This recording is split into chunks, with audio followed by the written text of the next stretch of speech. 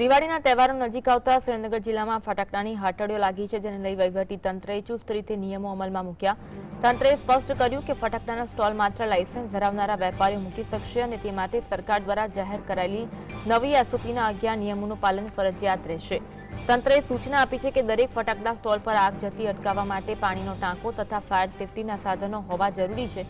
ઉપરાંત રહેણાંક વિસ્તારોમાં ફટાકડાની હાટડી મૂકવાની મનાઈ ફરમાવાઈ છે। જે પણ લોકો ફટાકડાનો વેપાર કરવા જતા હોય તેમને એસઓપીનું પાલન કરવું ફરજિયાત છે। રહેણાંક વિસ્તારો છે ત્યાં ફટાકડાની હાટડી મૂકવાની એસઓપીમાં મનાઈ ફરમાવવામાં આવી છે। 11 જેટલા નિયમો બનાવવામાં આવ્યા છે। દિવાળીના તહેવારો નજીક આવી રહ્યા છે। સુરેન્દ્રનગર જિલ્લામાં ફટાકડાની હાટડીઓ લાગી છે। આજ અંગે વધુ વાત કરીશું। સંવાદદાતા ફઝલ અમારી સાથે લાઈવ જોડાયા છે। ફઝલ, દિવાળીનો તહેવાર નજીક આવી રહ્યો છે ત્યારે સુરેન્દ્રનગરમાં પણ ફટાકડાની હાટડીઓ લાગી છે, પરંતુ વહીવટી તંત્ર દ્વારા 11 જેટલા નિયમો બનાવવામાં આવ્યા છે। વિગત જણાવશો। ખાસ કરીને હાલ દિવાળીનો પર્વ નજીક આવી રહ્યો છે। હવે ગણતરીના દિવસો બાકી રહ્યા છે ત્યારે સુરેન્દ્રનગર શહેરી તેમજ ગ્રામીણ વિસ્તારોમાં કુલ 583 જેટલા ફટાકડાના સ્ટોલ ધારકો દ્વારા ફટાકડાની દુકાનો અને સ્ટોલ ખોલવામાં આવ્યા છે।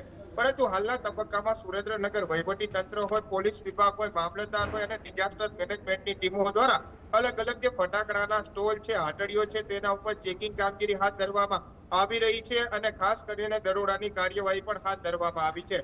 છેલ્લા 2 દિવસની જ્યારે વાત કરવામાં આવે તો સુરેન્દ્રનગર પ્રશાસન વિભાગ દ્વારા 7 જેટલા જે ફટાકડાના સ્ટોલ છે, અલગ અલગ પ્રકારના ગોડાઉન છે તે જપ્ત કરવામાં આવ્યા છે અને સીલ મારી અને તેના ઉપર કાર્યવાહી હાથ ધરવામાં આવી છે।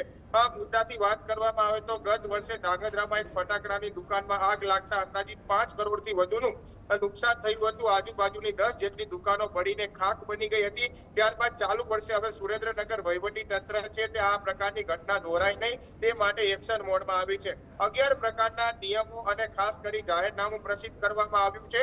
આ જે ફટાકડા સ્ટોલ હોય છે તે સ્ટોલ ધારકને ફરજિયાત લાયસન્સ રાખવા અંગેની સૂચના આપવામાં આવી છે। ફરજિયાત ત્યાં ફટાકડાના સ્ટોલ અને ખાસ કરીને જે ફટાકડાના ગોડાઉન હોય છે ત્યાં 2000 લીટરનો પાણીનો ટાંકો, ફાયર સેફટીના સાધનો પણ રાખવા માટે તાકીદ કરવામાં આવી છે। આ ઉપરાંત દર 30 મીટરથી દૂર 2 ફટાકડાની દુકાનો વચ્ચેનું અંતર રાખવા અને જાળવવા પણ તંત્ર દ્વારા આ જે સૂચનો કરવામાં આવ્યા છે। કુલ 11 જેટલા નિયમોના પાલન સાથે ફટાકડાની દુકાનો સ્ટોલ ખોલવા માટેની સૂચના આપવામાં આવી છે। હાલના તબક્કામાં જે લાયસન્સ ધારકો ન હોય તેવા લોકોએ પણ શહેરના મુખ્ય માર્ગો ઉપર લારીઓ રાખી અને ફટાકડાની હાટડીઓ ખોલી છે। મોટી દુર્ઘટના સર્જાય તે પહેલા તંત્ર છે તે હવે કામે લાગ્યું છે। અલગ અલગ પ્રકારની ચેકિંગ કામગીરી હાથ ધરવામાં આવી રહી છે। છેલ્લા 2 દિવસમાં તંત્ર દ્વારા 1 કરોડથી વધુનો જે ફટાકડાનો મુદ્દામાલ છે તે જપ્ત કરવામાં આવ્યો છે। અલગ અલગ 7 જેટલા વેપારીઓ સામે ગુનો દાખલ કરવામાં આવ્યો છે। ગુનો દાખલ કરી અને આગળની કાર્યવાહી છે તે પ્રાંત અધિકારીને તપાસ સોંપી વહીવટી તંત્ર દ્વારા હાથ ધરવામાં આવી છે।